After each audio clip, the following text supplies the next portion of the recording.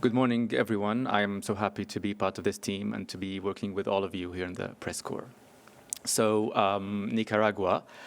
Our report on Nicaragua highlights the seriously deteriorating human rights situation in the country, including a deep increase in cases of arbitrary detention, intimidation of opponents, ill treatment in custody, and attacks against indigenous peoples. Persecution of government opponents or those perceived as dissenting voices has progressively been extended and intensified. The authorities also continue to persecute any individual or organization that operates independently or does not fall directly under their control. This includes human rights defenders, independent media outlets, non-governmental organizations, and any other entities that advocate for social or political change without government oversight. For example, in the city of Matagalpa in October 2023, authorities arrested a 70-year-old man for criticizing the government in casual conversations. His whereabouts were hidden for a month before he was convicted to 7 years in prison for arms trafficking in proceedings lacking fair trial guarantees. Another case is that of an academic whose whereabouts remain unknown since November 2023, when he was arrested in the capital following a social media post in which he criticized the government. The report also documents 12 cases of torture and ill treatment in detention. Our office continued to receive reports of violence committed against indigenous peoples and people of African descent in the Caribbean coast regions, with at least 2 documented killings by settlers who do not belong to these communities and seek to control their lands. Attacks, including gender-based violence, were carried out in a context of widespread impunity. Religious freedoms in Nicaragua also continue to be subjected to undue restrictions. According to this report, at least 27 Catholic priests and seminarians were arbitrarily arrested between October last year and January this year. A group of 31 clergymen were expelled from the country after being detained for various periods. Authorities have also revoked the legal status of many religious organizations as part of a wider trend of arbitrary cancellations of NGOs' legal status. In total, more than 5,000 organizations have been dissolved since 2018. It is distressing to see how the civic space continues to be severely eroded in Nicaragua and how the exercise of fundamental civil and political rights is becoming more and more difficult. Just last week, authorities proposed a draft law to allow the prosecution of individuals abroad for alleged crimes that include money laundering, terrorism and its financing, as well as cybercrime, which raises new concerns that such broad laws will also be used to further pressure and intimidate exiled citizens and foreigners for the legitimate exercise of the right to freedom of expression, among other rights. UN High Commissioner for Human Rights Volker Turk calls for an urgent change of path from the government of Nicaragua. The 2026 elections offer a new opportunity. It is crucial that the right to political participation is fully respected for Nicaraguans to be able to safely and freely decide the future of the country. The High Commissioner urges the government to immediately release all those arbitrarily detained, to ensure fair trials and due process for the accused, and a safe and voluntary return for the exiled.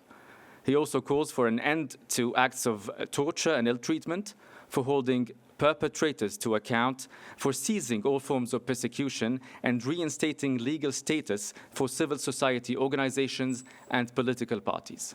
Thank you.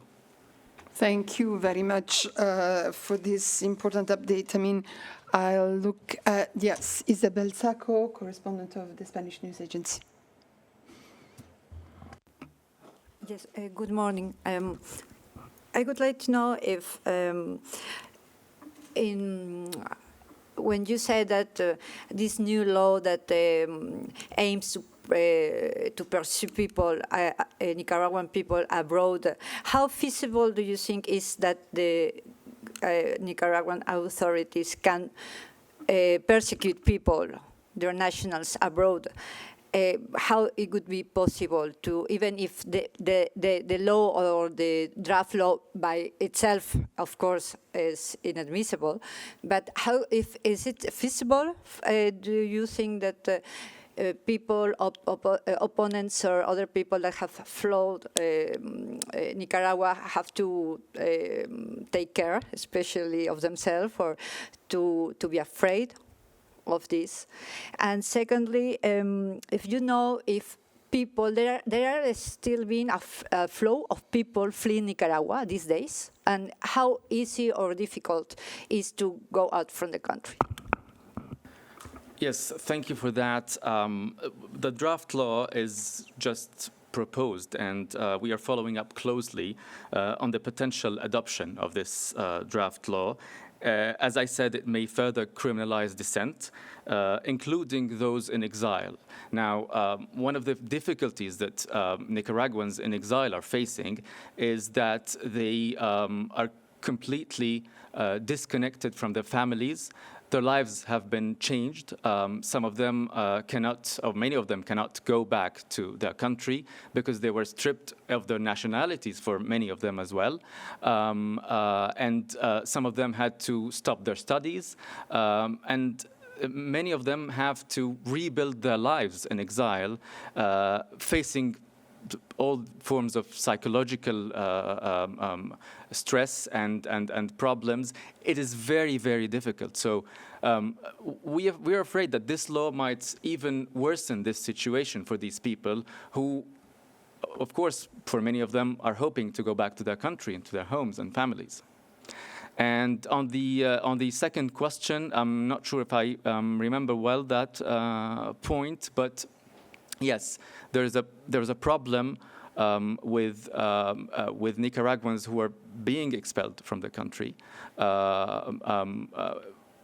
Last year, more than 300 Nicaraguans have been stripped of their nationality, and most of them are now outside of Nicaragua.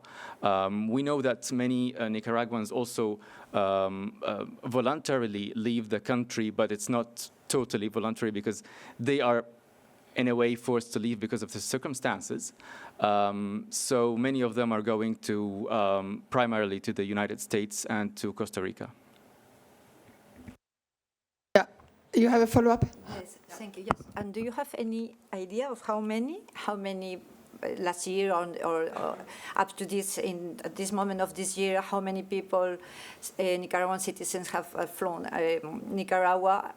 Not those who has been expelled by the government, but as you said, voluntary on the voluntary basis, even if it's not completely voluntary.